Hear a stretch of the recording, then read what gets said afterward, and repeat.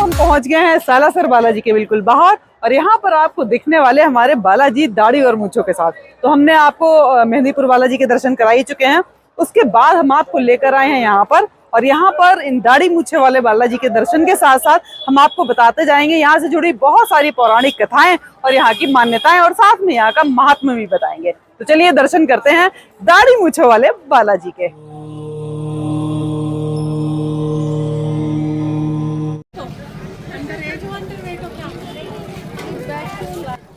मित्रों, सालासर बालाजी मंदिर भगवान हनुमान के भक्तों के लिए एक धार्मिक स्थल है और ये राजस्थान के चुरू जिले में जयपुर बीकानेर राजमार्ग पर स्थित है और पूरे वर्ष भर असंख्य भारतीय भक्त दर्शन के लिए सालासर धाम में जाते हैं और हर वर्ष चैत्र पूर्णिमा और आश्विन पूर्णिमा पर बड़े बड़े मेलों का आयोजन किया जाता है। भारत में यह एकमात्र बालाजी का मंदिर है जिसमें बालाजी आपको दाढ़ी और मूंछों में नजर आएंगे। सालासर धाम में आने वाले सभी यात्रियों की सुविधा व धाम का विकास श्री बालाजी मंदिर के माध्यम से श्री हनुमान सेवा समिति द्वारा समुचित रूप से किया जाता है।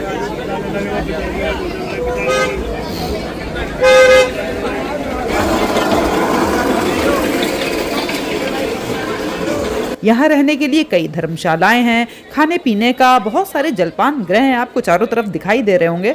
और श्री सालासर बालाजी मंदिर सालासर कस्बे के ठीक मध्य में स्थित है और यहाँ की मान्यता है कि मात्र नारियल बांधने से बालाजी महाराज आपकी सभी इच्छाओं को पूरा कर देते हैं। तो हम पहुंच रहे हैं उस जगह से जहाँ पर बालाजी का जो एरिया है वो शुरू हो जाता है। तो चलिए इसके अंदर चलते हैं। जय श्री बालाजी महाराज की जय। मित्रों, वैसे तो श्री बालाजी महाराज भाव के भूखे हैं, भाव से तो कुछ भी अर्पित किया जा सकता है, लेकिन उनकी कुछ प्रमुख भोग हैं जिन्हें अर्पित करने से बालाजी महाराज बहुत ही खुश होते हैं और इच्छाओं को पूर्ण करते हैं, जैसे कि बूंदी के लड्डू, बाजरे का चूरमा, पेड़े और बेसन की बर्फी। और यहाँ पे आपको इतने सारे लड्डू पेड़े बनते हुए नजर आएंगे कि हर एक दो कदम के बाद हमें ऐसा ही दिखाई दे रहा। तो चलिए यहाँ से शुरू करते हैं देखना। इतने सुंदर तरीके से बना रहे भैया, देखिए देशी घी है क्या ये? बहुत बढ़िया, ये पेड़े बन रहे हैं, बहुत बढ़िया। अच्छा, इलायची है ना, आप इलायची करके ऐसे करते हैं। कितनी पुरानी दुकान है भाई आप लोग की? ये 40-50 साल। 40-50 साल से आप लोग यहीं पे काम करते हैं सारे लोग? बहुत बढ़िया। लड्डू एक्सपर्ट, ये लड्डू एक्सपर्ट है।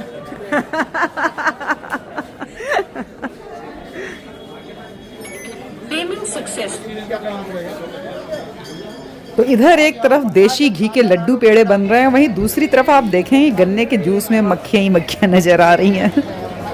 मक्खियां के साथ मक्खियां भी हैं यहाँ पे, तो भाई बहुत सारी मक्खियां। तो मित्रों, यहाँ पर बहुत सारा मार्केट है, बहुत सारी अच्छी अच्छी रंग बिरंगी दुकानें हैं और ये सब क्रॉस करके हम जहाँ पहुँचते हैं वो जगह कहलाती है मीराबाई चौक, आप कह सकते हैं, क्योंकि वहाँ पे मीराबाई जी की बहुत सुंदर मूर्ति है। तो जब हम मेन गेट से एंटर किया था तो हमें लगा था एंटर करते ही मंदिर आ जाएगा, लेकिन उस गेट से एंटर करने के बाद बहुत सारा एरिया है जो हमें पैदल चल के मंदिर की तरफ पहुँचने के लिए। तो शुरुआत होती है मीराबाई जी की मूर्ति की जगह से। तो ये स्थान है जहाँ से मेन जो रोड है वो शुरू होती है, जो हमें सालासर बालाजी के मंदिर के अंदर ले जाएगी। तो ये रही हमारी मीराबाई जी, पहले इनको प्रणाम करते हैं और फिर हम अपनी यात्रा में थोड़ा सा और आगे बढ़ते हैं और आपको रास्ते की सारी चीजें दिखाते हुए बालाजी तक लेकर चलेंगे।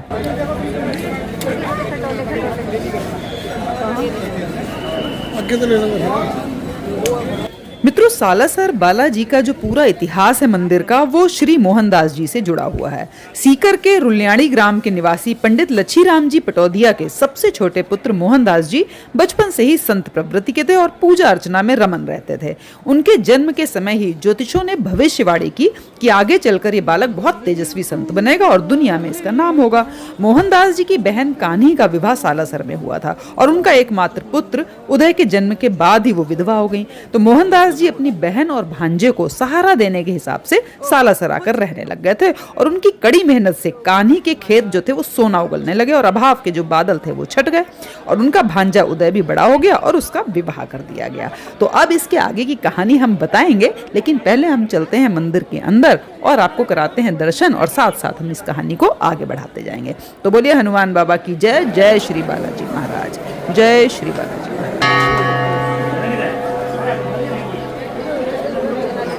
तो मित्रों, एक बार मामा मोहनदास अपने भांजे उदय के साथ खेत में काम कर रहे थे। तभी मोहनदास जी के हाथ में से किसी ने गड़ासा छीनकर दूर फेंक दिया। मोहनदास गड़ासा उठाकर लिया और काम में लग गए, लेकिन दोबारा फिर किसी ने गड़ासा छीन के फेंक दिया। ऐसा कई बार हुआ और उदय जो था वो दूर से बैठा हुआ सब कुछ देख रहा था। वह अपने मामा के निकट आया और कहा थोड़ी देर आराम कर लो।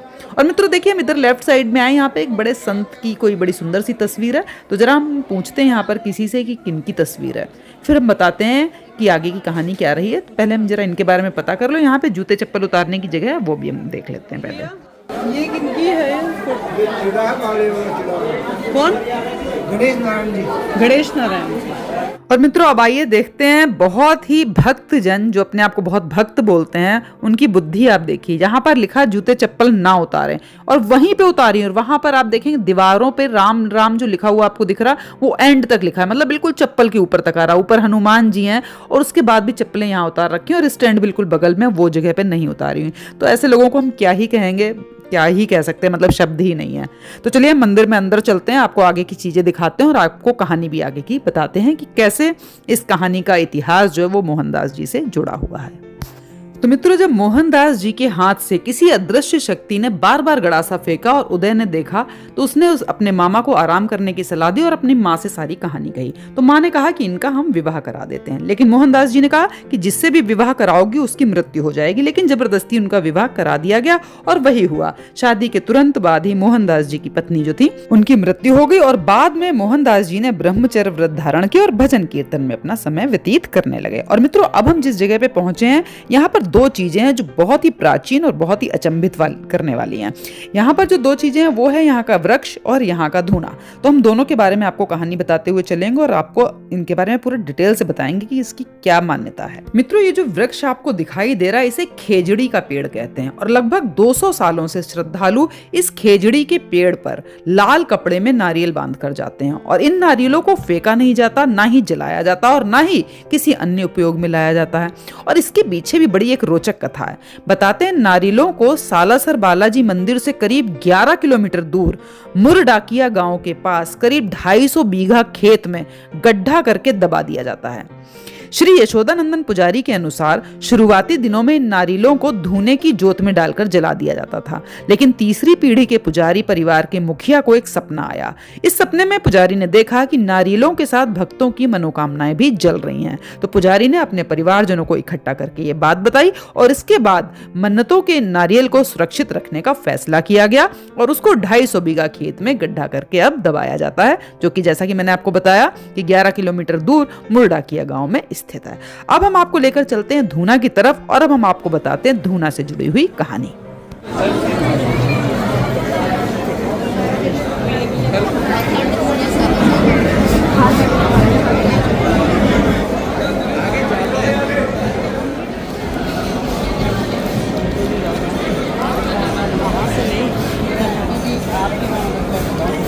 और मित्रों ये जो जगह आपको सामने दिखाई दे रही है, इसे कहा जाता है मोहनदास जी का धूना।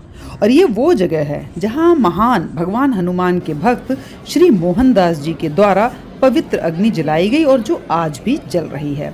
श्रद्धालु और तीर्थयात्री यहाँ से इस अग्नि की जो पवित्र राख होती है वो लेकर जाते हैं।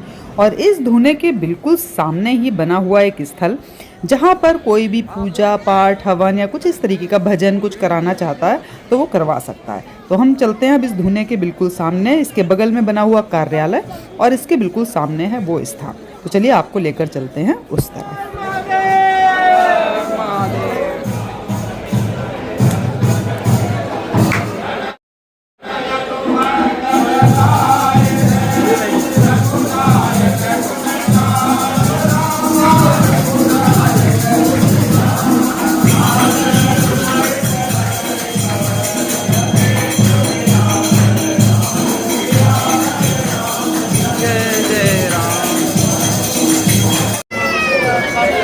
और इसी के सामने वो जगह है जहाँ पर बच्चों का मुंडन किया जाता है, तो जड़ूला या मुंडन इस तरीके से लिखा हुआ। तो ये रही वो स्थान। तो मतलब धूना, ये वृक्ष, और जहाँ पे पूजा पाठ किया जाता है ये वाला क्षेत्र, और मुंडन वाला क्षेत्र, ये सारी चीज़ें एक ही आंगन में आसपास में है। तो ये रहा वो जगह जहाँ पे किया जाता है मुंडन। और आप पास से देखेंगे तो वहाँ बहुत सारे बाल भी आपको पड़े हुए नजर आएंगे। ये देखिए इसके अंदर। और इस कार्यालय के बाईं तरफ से रास्ता है मंदिर की तरफ जाने का। तो अब हम चलते हैं इसके अंदर और अब हम पहुंचेंगे बालाजी के मंदिर की तरफ। तो मित्रों, हम अपनी कहानी को थोड़ा सा और आगे बढ़ाते हैं। बताते हैं कि एक बार मोहनदास जी अपने भांजे के साथ भोजन कर रहे थे और उनकी कान्ही जो बहन थी वो उनको परोस रही थी। तभी द्वार पर किसी याचक ने भिक्षा मांगी। कान्ही को कुछ देर हो गई थोड़ा सा जाने में, तो जब तक वो पहुंची तो उन्हें सिर्फ एक परछाई दिखाई दी। पीछे पीछे मोहनदास जी भी पहुंचे, लेकिन मोहनदास जी पहचान गए कि वो स्वयं बालाजी थे और उन्होंने अपनी बहन को बताया कि वो बालाजी थे। उनकी बहन को बहुत पश्चाताप हुआ और उन्होंने अपने भाई से प्रार्थना की कि मुझे एक बार हरि के दर्शन कराइए। मोहनदास जी ने अपनी बहन को 1.5-2 महीने का इंतजार करने को बोला और 1.5-2 महीने के बाद वही साधु पुनः नारायण हरि करते हुए द्वार पर आए। मोहनदास जी द्वार पर पहुंचे तो देखते हैं साधु वेश में बालाजी ही थे। जब तक उनकी बहन पहुंची तब तक वो फिर वापस जाने लग गए थे। तो मोहनदास जी उनके चरणों में लेट गए और बोले कि मेरी बहन को दर्शन दीजिए। तो उन्होंने कहा कि अगर आप मिश्री सहित खीर व चूरमे का भोग लगाएंगे तो हम आपकी बहन को दर्शन देंगे, और बालाजी ने उनकी बहन को दर्शन दिए। तो इस प्रकार भाई की वजह से बहन को भी बालाजी के दर्शन प्राप्त हुए। अब हम पहुंच गए हैं थोड़ी से अंदर की तरफ और बढ़ते हैं हम आगे और आपको बताते हैं इस मंदिर से जुड़ी थोड़ी सी और बात।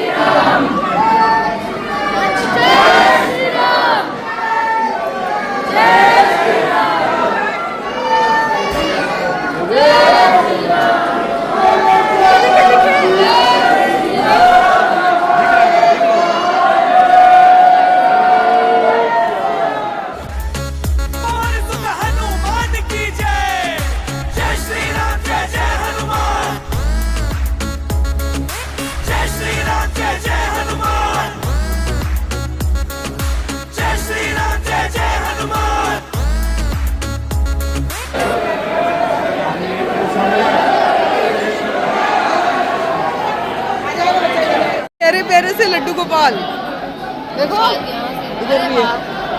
ओहो, ये राधा रानी है। ए, प्यारी सी राधा रानी। 2 लड्डू गोपाल हैं। और ये सामने है वो स्थान जहाँ पर मिलता है प्रसाद। और मित्रों, जो ये तत्कालीन सालासर है बीकानेर राज्य के अधीन था और उन दिनों गांव में शासन ठाकुरों के हाथ में हुआ करता था। सालासर व उसके निकटवर्ती अनेक गांवों की देखरेख का जिम्मा शोभासर के ठाकुर धीरज सिंह के पास था।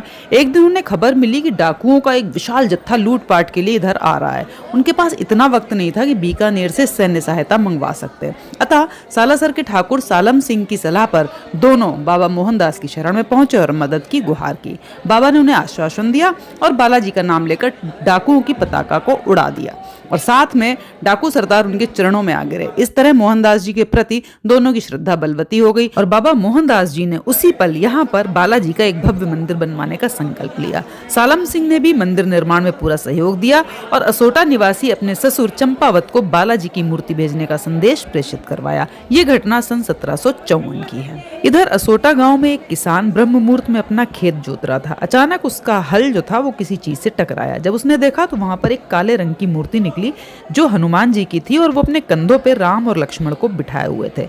उस मूर्ति को यहाँ पर लाया गया क्योंकि यहाँ पर स्वप्न में जो मोहनदास जी थे उनके स्वप्न में आ गया था कि इस तरह से किसान को एक मूर्ति मिली है, तो वो मूर्ति यहाँ पर मंगवाई गई। बाद में श्रावण द्वादशी मंगलवार को भक्त शिरोमणि मोहनदास जी भगवत भजन में इतने लीन हो गए कि उन्होंने घी और सिंदूर से मूर्ति को पूर्णतः श्रृंगारित किया, लेकिन उन्हें कुछ ज्ञात ही नहीं रहा। वह भजन के नशे में कुछ का कुछ श्रृंगार करते रहे और उस समय बालाजी का जो पूर्व दर्शित रूप था जिसमें वो श्री राम लक्ष्मण को कंधे पे बिठाए हुए थे वो गायब हो गया और उसके स्थान पर दाढ़ी, मूछें, मस्तक पर तिलक, विकट भौएं सुंदर आंखें और पर्वत पर गदा धारण किए अद्भुत रूप के दर्शन होने लगे। और इस प्रकार हमारे बालाजी दाढ़ी मूछों वाले बालाजी के नाम से मशहूर हो गए और धीरे धीरे ये मंदिर का विकास कार्य प्रगति के पथ पर बढ़ता चला गया। तो चलिए अब थोड़ा सा हम आ गए हैं बाहर की तरफ और यहाँ पर एग्जिट गेट के ऊपर महर्षि दधीचि की मूर्ति बनी हुई है, जो उन्होंने अपनी हड्डियों का दान किया था गाय से चटवा के अपने आप को, तो वो बना हुआ है। तो चलिए बालाजी महाराज को एक बार प्रणाम करते हैं, उनकी जय बोलते हैं और निकलते हैं इस एग्जिट गेट से बाहर और देखते हैं बाहर कुछ और भी दिखाने का होगा तो वो भी हम देखते हुए निकलेंगे।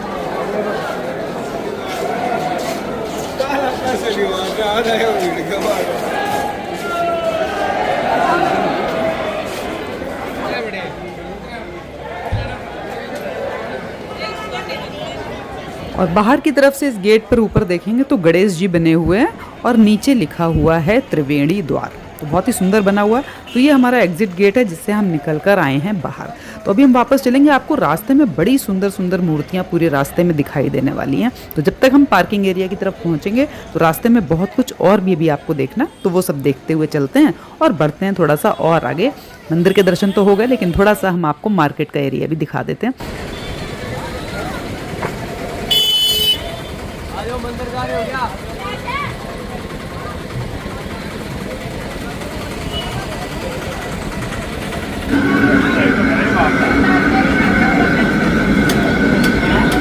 तो भैया आप यहाँ पे बना रहे बूंदी और लड्डू खुद ही बनाते हैं आप लोग? हाँ जी, चक्की ताकि सब निकाल देते हैं, सारा चक्की बना लेते हैं, बर्फी बना लेते हैं, सब बना लेते हैं। देसी घी का बनाते हाँ, हैं? क्या हिसाब मिलते हैं लड्डू ये? हाँ जी। क्या हिसाब होते हैं लड्डू? लड्डू 300 रुपये किलो। 300 रुपए किलो हाँ जी। देसी घी के? देसी। बहुत बढ़िया। तो ये है इनका पूरा वो जगह, सही है। और यहाँ पर सामने ही सूरदास जी की बड़ी सुंदर सी प्रतिमा, और यहाँ पर लाइन से आपको बहुत सारी प्रतिमाएं नजर आएंगी। तो यहाँ से लेकर मीराबाई तक आपको बहुत सारी मूर्तियां नजर आएंगी सड़क पे, एक से एक सुंदर मूर्तियां लगेंगी आपको।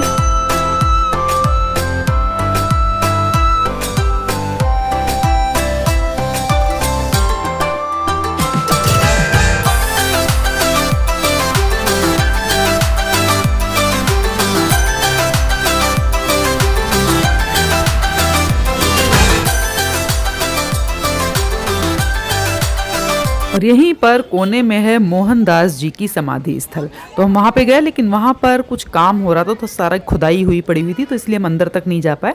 लेकिन हम यहाँ पर बाहर तक पहुँच के और इस समाधि स्थल को भी करा है प्रणाम, और अब इनको प्रणाम करके हम बढ़ते हैं थोड़ा सा और आगे। आप देखेंगे यहाँ पर काम चल रहा है सारा, तो सारा खुदाई हुई थी तो हम इसलिए नहीं जा पाए इसके अंदर। तो चलिए अब निकलते हैं यहाँ से थोड़ा सा बाहर की तरफ। और हमें एक जगह से बड़ी अच्छी भजन कीर्तन की आवाज़ें आ रही थी इस जगह के अंदर से, इस धर्मशाला के अंदर से। तो हम इसके अंदर गए, बड़ी सुंदर धर्मशाला है, और आपको लेकर चलते हैं उस तरफ जहाँ से हमें गाने बजाने की कुछ आवाज़ें सी आ रही थी, तो उस तरफ लेकर चलते हैं। तो यहाँ पर मैंने इनसे पूछा तो यहाँ पर रुक भी सकते हैं और बहुत ही रीजनेबल प्राइस में। तो अब हम पहुँच रहे हैं उस जगह जहाँ से आ रही है बड़ी भजन कीर्तन की आवाज़। यहाँ पे अखंड कीर्तन चलता रहता? कब से कब तक चलता? हमेशा 24 घंटा? अच्छा जी। श्री राम जय राम का पाठ? अरे वाह, कितने सालों से चल रहा है ये? 2 साल तो हो गया। 2 साल से? 1.5 साल तो हो गया। 1.5 साल।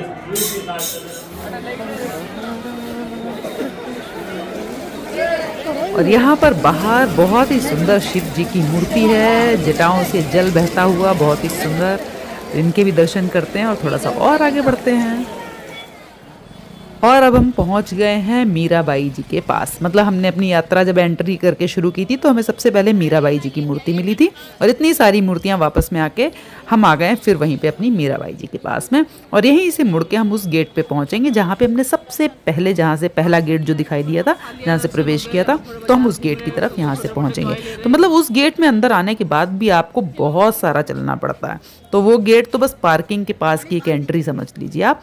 तो यहाँ मीराबाई के पास से बिल्कुल राइट हैंड पे जो कट दिखाई दे रहा है, यहाँ से अंदर जाके हम उस गेट की तरफ पहुँच जाएंगे। घोड़ा गाड़ी तो देखी थी, गधा गाड़ी तो पहली बार देखी। हाँ, क्या सामान लग के जाते हैं इसमें भैया? क्या है? पता नहीं क्या। तो ये रहा वो गेट, अब निकलते हैं इससे बाहर और मिलेंगे आपको अगले वीडियो में एक नई जगह और नई जानकारी के साथ। उम्मीद ही नहीं पूरा विश्वास है कि आपको बालाजी के दर्शन बहुत ही अच्छे लगे होंगे। तो बोलिए बालाजी महाराज की जय, जय श्री राम।